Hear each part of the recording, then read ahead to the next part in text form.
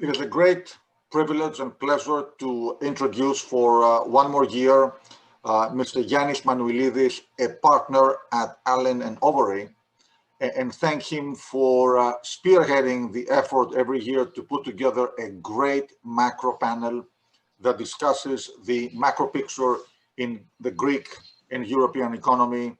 And this year in particular, I think, given everything happening, the macro picture is really the foundation for the conference that is going on. I'd like to thank Yannis. I'd like to thank all the panelists. I will not steal the thunder from Yannis. I will let him introduce each one of them.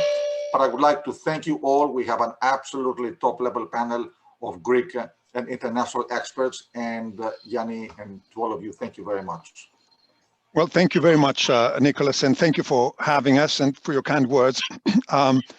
So here I'm prepared in this novel way, but I have my pilot's gear to lead our fellow friends and panelists, some old friends, some new friends. So I'll just start by introducing them very, very briefly. We have Mr. Michael Arghyrou. He is the chairman of the Economic Advisors of the Hellenic Republic. He participates in the Eurogroup working group and the ESM, so well known to our other panelists, Rolf Strauch, who is the chief economist and sits at the management board of the ESM. And then two others who follow Greek and European affairs, Jari Stehn, who is chief European economist at Goldman Sachs. And last but not least, Marko, Mrsnik, Senior Director at EMEA at Sovereigns and International Public Finance Ratings at S&P Global. So our topic today is the macro picture, the Greek and European economy post-Brexit and post-COVID-19. There's very little that we can say about Brexit. I don't think anybody really knows, maybe God, and even he, I doubt. But let's assume Brexit will take a mostly benign form for everybody.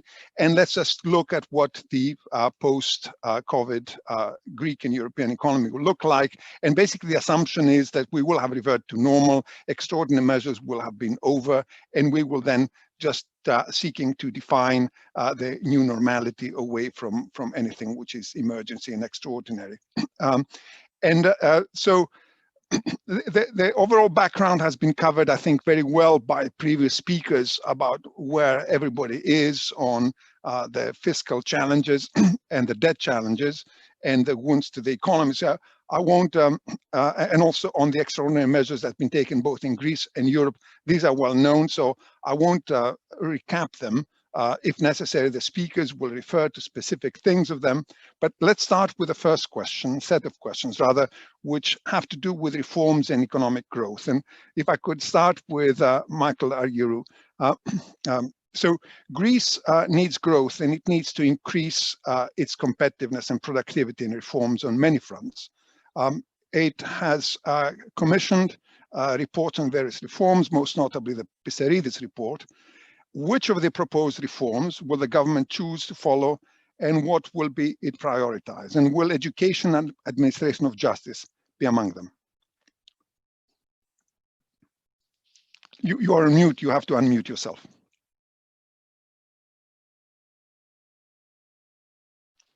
Your sound is still on mute. Oh yeah, there you go. Yes, indeed. So I was thanking you for the invitation, and it is a pleasure to be here. And I was saying good evening to everybody. Now, as you said, we look at the big picture here, the macro picture, and I suppose that we have to look a little bit back in order to see why Greece is characterized over the last four decades by this significant negative growth gap it displays relative to the EU average. Of course, this has been exacerbated during the years of the crisis, but it was pre-existing. So why it was the case that Greece was not growing fast as its European peers since 1980, more or less? Well, I think that this reflects substantial gaps in investment, employment, and productivity growth. This is the data. And the events of the past decade have conclusively shown that for Greece to achieve sustainable growth and economic and social resilience, these gaps must be addressed. Now, for me, this presupposes a change in the Greek growth model, primarily through improving the incentives provided to firms and households. This is, I think, the key problem. The incentives were wrong for too long. Now, the present Greek government has been elected precisely on this platform. It has been given a mandate to implement an ambitious reform agenda, rendering Greece attractive for investment and employment. To that end, prior to the pandemic, authorities had already started introducing ambitious reforms covering, among others, the labor, goods and services markets. Following the onset of the pandemic, the government continues to implement significant reforms, including, among others, privatizations and a new state-of-the-art incentives-compatible insolvency framework. Now, the day after the pandemic, a major vehicle for pursuing Greece's economic recovery, and this is directly linked to the Pissarides report to which you have referred, Yannis, will be the Recovery and Resilience Fund. This will not be only for recovery, but also for increasing long-term growth. Last month, Greece submitted to the European Commission the first draft of its National Recovery and Resilience Plan, RRP, whose total envelope represents approximately 20% of the GDP projected for 2020. So we speak about a lot of money. Now, what we plan to do with this? In full alignment with the conclusions of the European Summit of July 2020, the Greek plan aims to achieve climate and digital transition, which is of course consistent with the Pissarides report directions, address the country-specific recommendations provided to Greece in the context of the European semester, and implement ambitious reforms and investments, a large number of which, perhaps the majority, are indeed included in the committee report. This covered, to give you a flavor, among others, the tax and justice systems, their priorities, improving the business environment, the labor market, the financial sector, of course education, to which you have referred, and access to effective and inclusive social policies. The aim is to increase Greece's potential output through higher investment, labor participation and productivity, resilience to negative shocks through higher diversification of economic activity across sectors. We love our tourism sector, we love our shipping sector, they are doing great. We want them to continue doing great, but we want other sectors as well to do great. We want labor markets and goods market and services markets to be more responsive to changing conditions. And we want also the degree of inclusivity across households, generations, genders, and social groups to invest. Key channels through which these aims will be pursued are digitization, a higher degree of innovation, economies of scale, and higher exports, all of which are very prominent in the Pissarides report. Finally, to conclude, sustainable higher long-term growth will be the key to successfully address Greece's legacy challenges of public debt, NPLs, unemployment, and net international investment position. The political ownership of the ambitious reform agenda, which I have outlined, and increased policy credibility deriving from such ownership, I believe, put in place the prospect of a virtuous cycle of improving expectations and fiscal macro performance.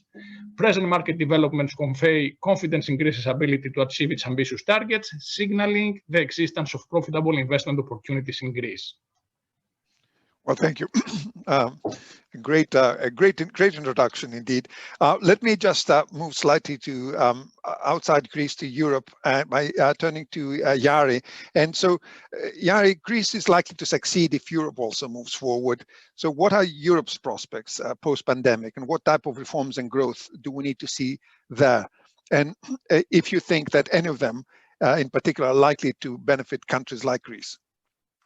Yes, sure. So, I mean, Europe broadly, of course, got hit very hard by the COVID crisis, but we actually think that Europe is quite well placed here to rebound from a cyclical perspective, and that obviously over the next couple of years, I think is still going to be the focus, given how much room there's still to catch up until we get back to the pre-COVID level.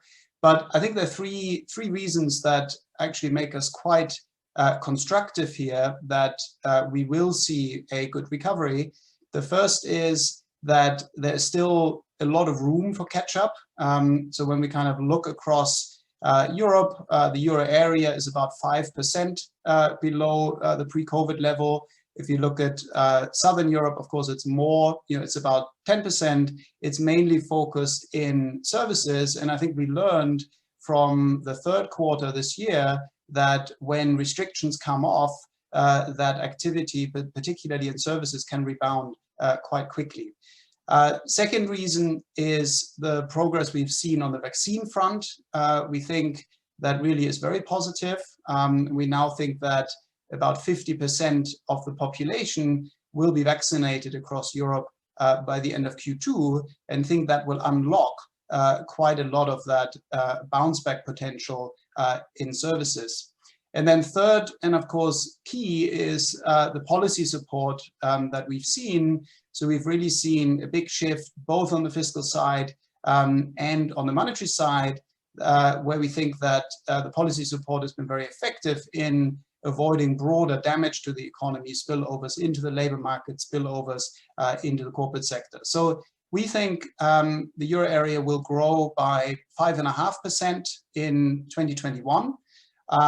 Of course, it is going to take some time to get back to normal, but we do think the countries that have most catch-up to do, particularly in Southern Europe, will see strong growth rates, and that, of course, is going to provide a good backdrop here also for Greece.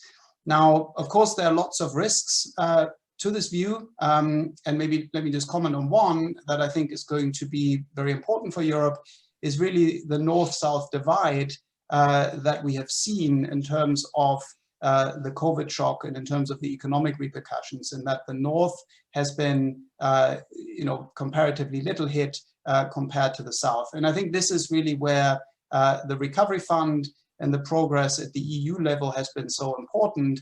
And I think it's critical here that these grants are used in a way that will boost growth sustainably to make sure that all parts of Europe can come out of this COVID crisis. Well, thank you very much. So, Rolf, if I can turn to you, and of course, you have a very important institutional position in all of this, because you are in the organization that is Greece's sort of largest creditor and is following sort of largest client and also friend, because I know how much you have all been supporting Greece in all sorts of ways that are not visible. So, what reforms would you want to see in Greece or in Europe to be satisfied that all is being done, not only to avoid additional reliance on ESM? I know you don't want you to lose your clients, but it's one of these things where losing them is a success, and also but also long-term credibly reduce Greece's reliance on the ESM. Yes, Yannis, thank you for having me also on this panel. And yeah, you put it, we are Greece's biggest creditor, but by that very fact also we are very interested in the long-term growth of Greece. That's kind of very close to our heart from that perspective. And here I must say that our view on the situation at this stage is that it basically provides a certain rupture to a process that had started with a program for moving the growth model of Greece. Now, we understand perfectly that Michael and the administration has now a lot to do to handle the crisis, the pandemic, and that absorbs a lot of energy. But as you said, once we move out of that, we also, or in moving out of it, we also need to think about the future growth path.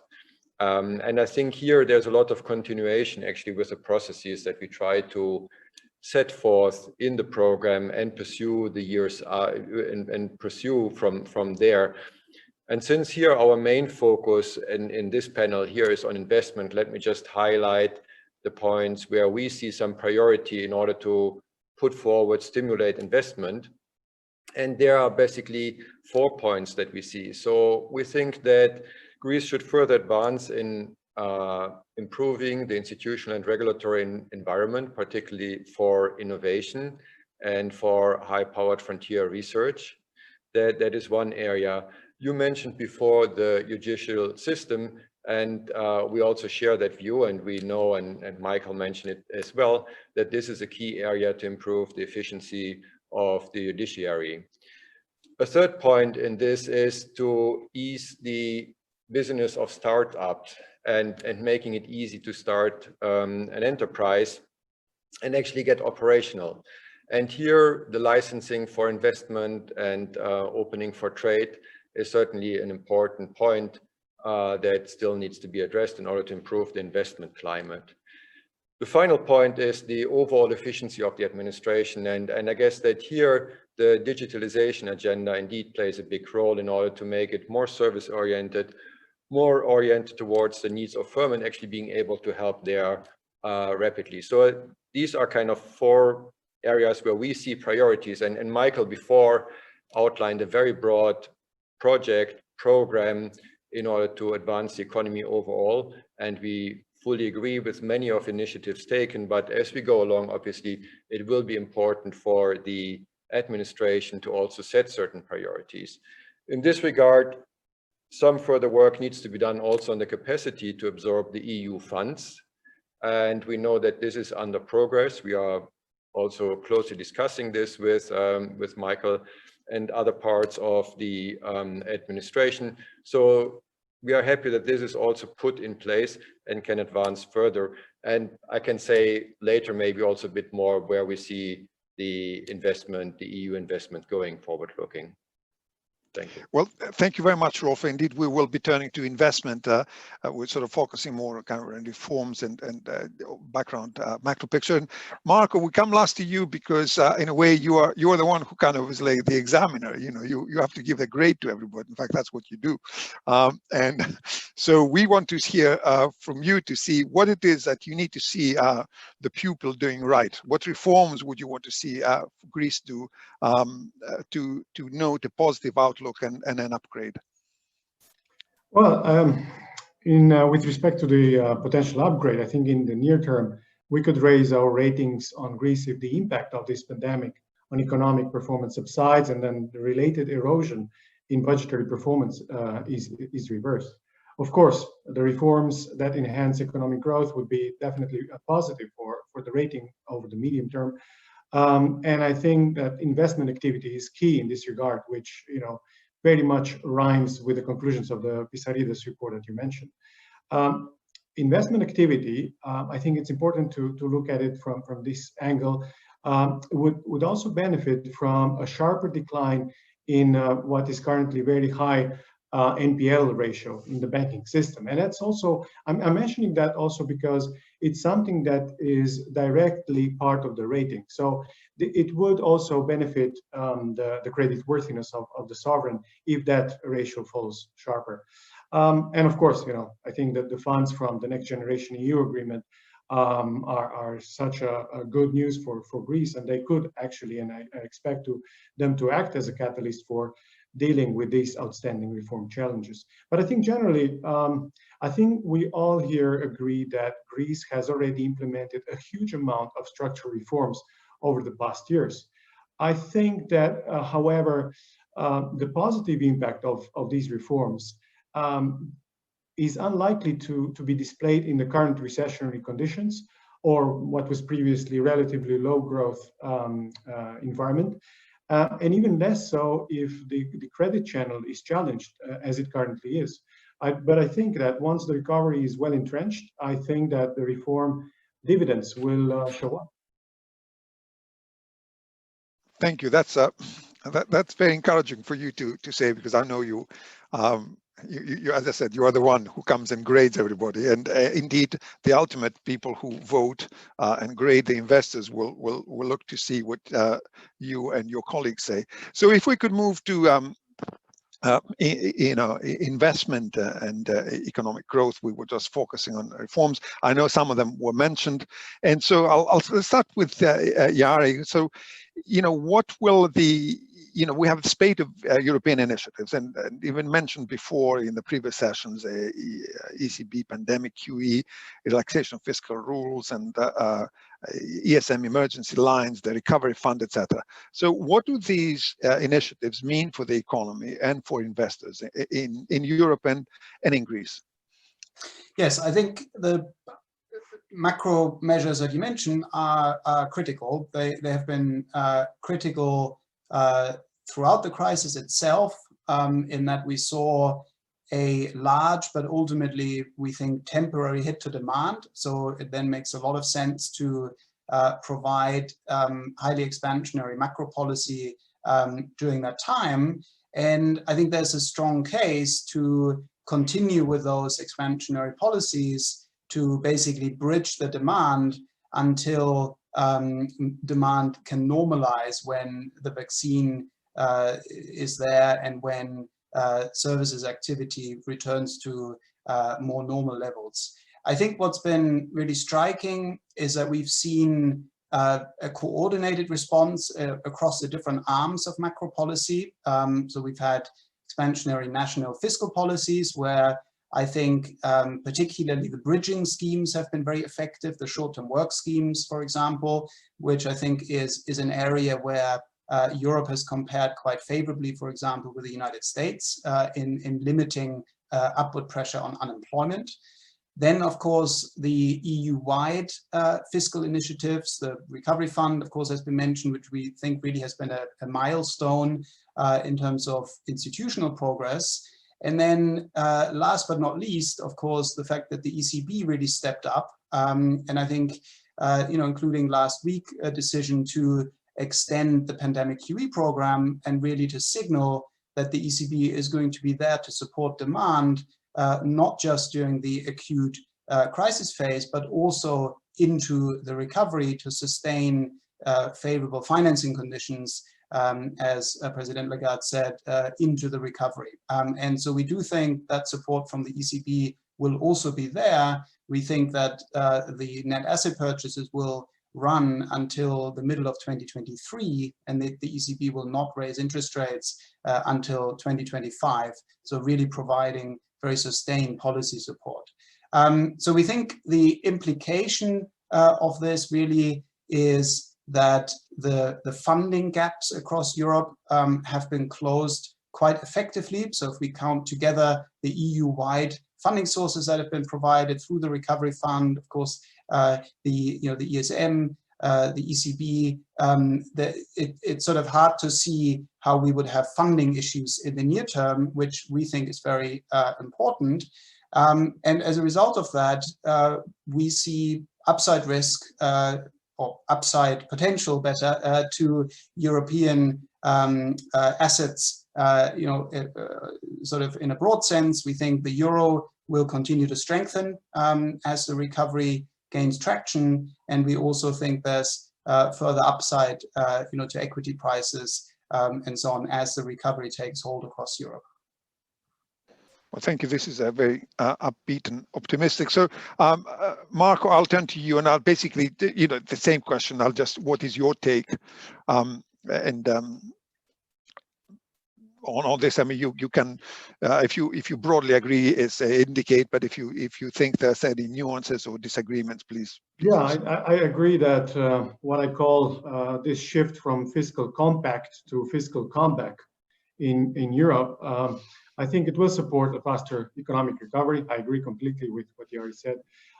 Having said that, our analysis shows that the proposed green infrastructure and digitalization spending by the 4 largest Eurozone economies may actually not even be enough to close the wide investment gap that accumulated already before the pandemic. So, clearly what we have ahead of us is a situation where the fiscal stimulus can be very powerful. We estimate, for example, fiscal multipliers, for around 1.6 to 2, which suggests that 1 invested euro would yield 1.6 to 2 euros of output. So that's definitely a positive. And from the sovereign's ratings perspective, I have to say that the rapid ECB reaction, as well as the creation of the Recovery Fund, have definitely been crucial for the stability of Eurozone sovereign ratings. While we observed some changes in the rating outlooks, we haven't seen any downgrades, despite this unprecedented economic shock and deterioration in budgetary position. So, compared to the previous crisis, we think that the authorities at pan-European level, but also nationally, have reacted swiftly to cushion this impact and provided the response that we think will support the recovery. As for Greece, I think Greece will benefit substantially from the recovery funds. And as Rolf already mentioned, I think it's a key to consider strengthening absorption capacity, where Greece does not stand all that badly. I mean, if you compare to other countries like Spain or Italy, Greece is, for example, has so far used almost 60% of available funds under the structural fund framework, whereas the same indicator for Spain or Italy is about 33%. So it's key to keep on strengthening management and presenting projects, and I'm sure Michael or Rolf will discuss this a bit. Well, indeed. Thank you very much, because that leads very well to what I want to ask Michael, because I want to sort of focus on the recovery fund and the huge opportunity that this presents for Greece, and how optimistic he is about how this will be absorbed, these funds will be absorbed, and for kind of appropriate and legitimate growth promoting projects, and and ask him how he wants to see these funds invested, and how he sees how they will catalyze further private investment. But it's good to have the independent voice that Greece actually has managed to absorb, relatively speaking, previous funds very well. So, Michael, over to you. Thank you very much. So indeed, and as mentioned earlier, the financial envelope for the RRF for Greece is very substantial, and the RRF provisions postulate full absorption in a very limited period of time relative to other programs such as the cohesion funds. So here we just have 6 years, 2021 to 2027, and that's it. So we will have to be very efficient, both in terms of implementing reforms and projects, so as to meet on time the milestones and targets on which disbursements will depend. We are already taking steps to increase our ability to absorb funds and implement projects within these strict deadlines. Rolf actually has already referred to that. For example, and in agreement with our European partners, we are setting up a strategic project pipeline to support the development of large infrastructure projects of national importance. We are also setting up a project preparation facility to support the preparation and implementation of priority infrastructure investment projects included in the strategic project pipeline. And specifically for the RRP, we are setting up a special experts team whose mandate is to accelerate and simplify procedures. Now, as Marko very rightly mentioned, according to existing data, Greece's ability to absorb European funds is not bad at all. For example, and I suppose this is the study to which Marko referred, the highly respected Bruegel Institute, doing research precisely on the question of countries' ability to absorb funds, puts Greece as top of the list for the 2007-2013 MMF cycle, and in third place for the current 2014-2020 cycle. Now, this is not to downplay challenges, which of course clearly exist. What I'm just saying is that Greece's record in absorbing EU funds is, in fact, better than the EU average. It's quite good. Now, regarding the uses of the RRF, I mentioned them before, let me repeat them: green and digital transition, projects aiming to diversify the production structure of the Greek economy, increase innovation, economies of scale and openness will be key. And finally, let me have a note on the RRF and private investment. In our draft RRP, we postulate the use of the loans compartment of the Greek RRF envelope for the purpose of unloaning the funds to private investment. We do so because we believe that this will help close the pre-existing large investment gap, 70% of which is due to private business investment, closing the large lending interest rate differential between Greece and the EU average, which currently puts Greek firms at a disadvantage relative to their EU peers, and finally, achieving medium-term fiscal sustainability, as on loaning RRF loans to profitable investments will have a neutral, if not positive, through growth effect on Greek public debt dynamics. So we believe that the economic case is very strong, using RRF loans for unloading them for the purpose of profitable targeted investment projects, subject to a very credible governance framework, in our view, makes a lot of economic sense. Well, thank you very much.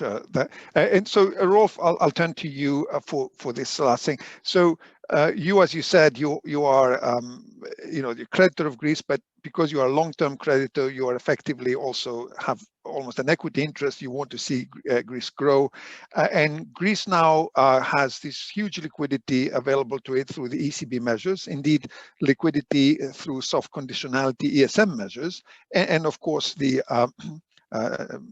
recovery fund. So how do you think Greece should use this liquidity? Yes, let me make 2 points here. First is that I really also appreciate what Jari and Marko said on the market environment and the trust in the market, that this time is there, that is also different from the last crisis.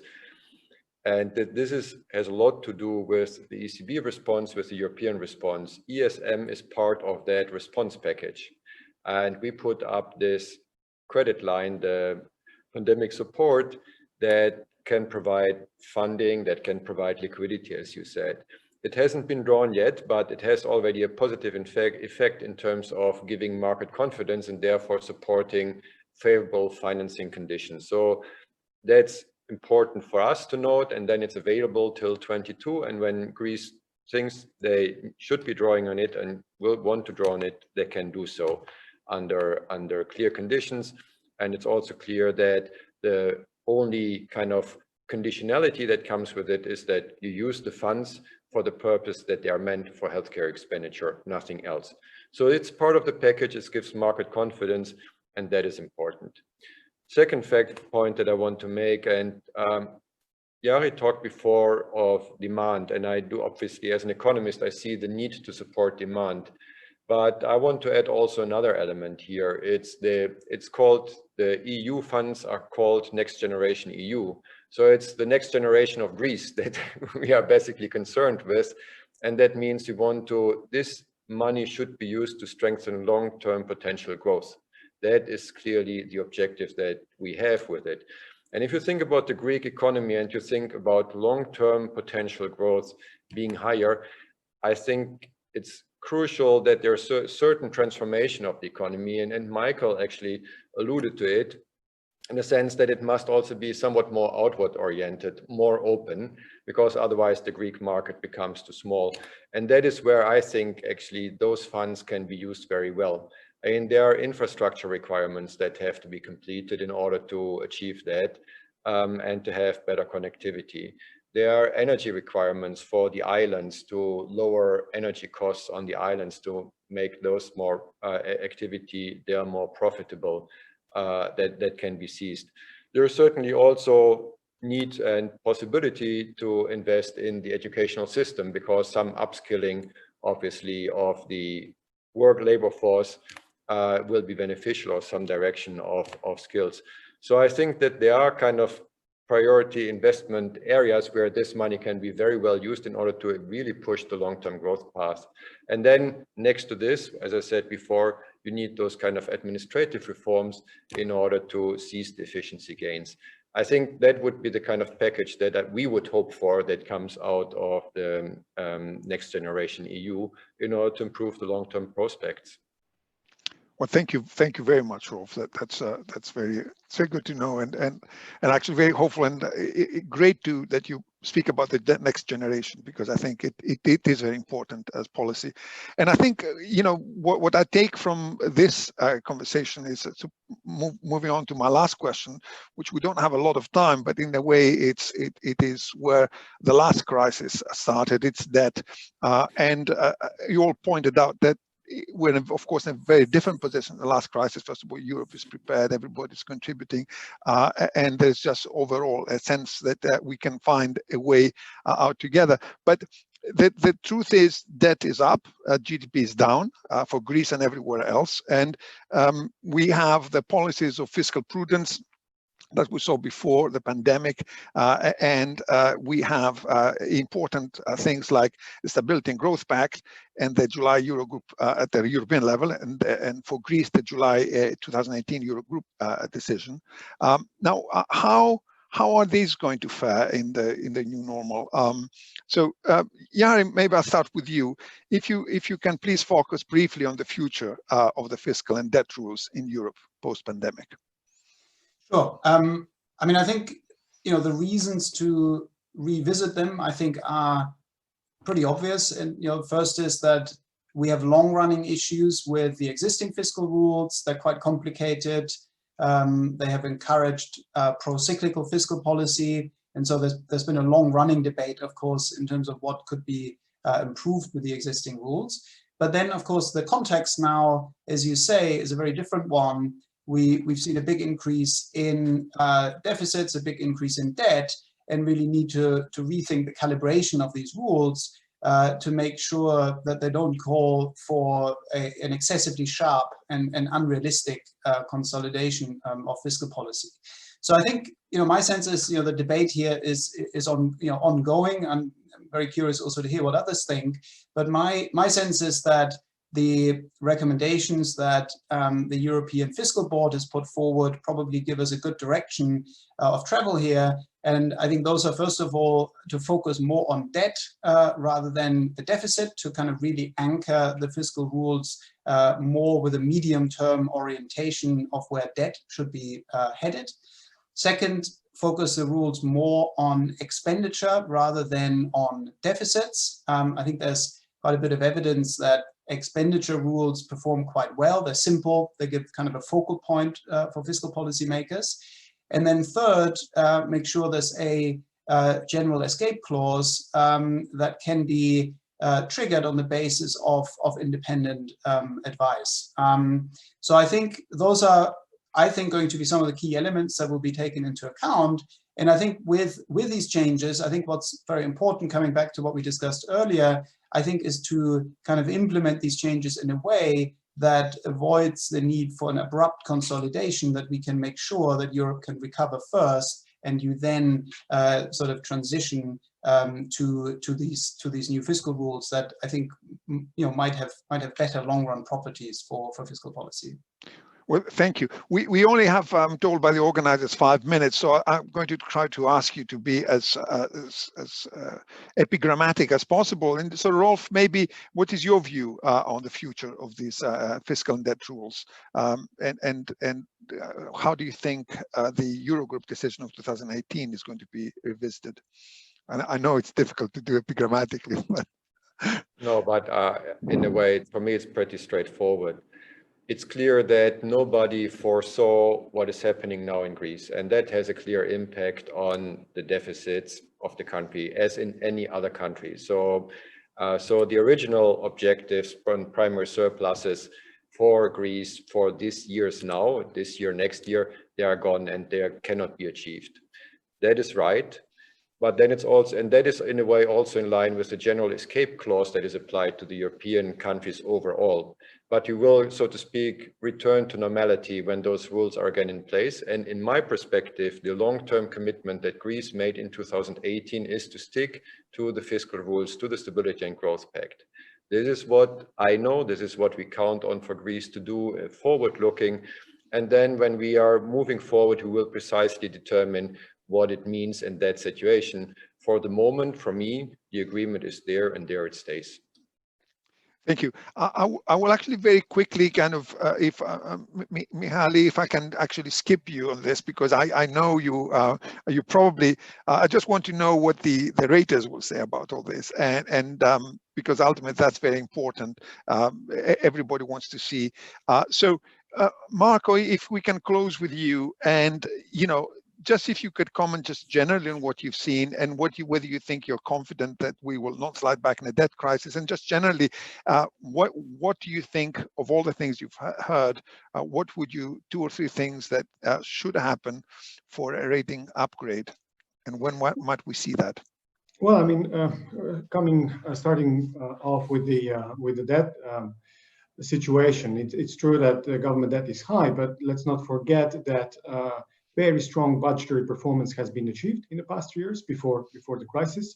That the government enjoys very substantial liquidity reserves, and that Greece has one of the most favorable debt profiles in terms of maturity or average interest cost among all the sovereigns that we rate. So, the funding position that has been improved further by these pan-European responses makes us even more constructive.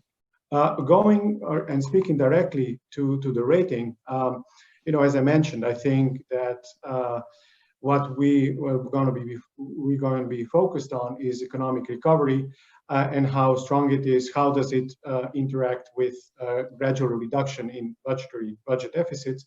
And going forward, I think another near-term driver could be the reduction in NPLs.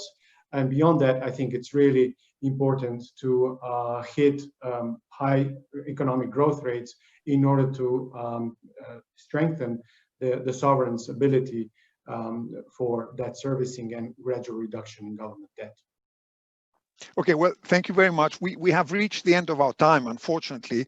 I mean, it's a great panel, and the questions, I think, are fundamental, and it's the first time we have had such huge sort of upheaval in the basic rules. So we could go on discussing, I'm sure, for days, and I would love to hear more from you. But unfortunately, we have to end. I will actually follow up with you separately. It's great to see you all, and thank you very much. Thank you. Thank you. Thank you. Bye. Bye-bye.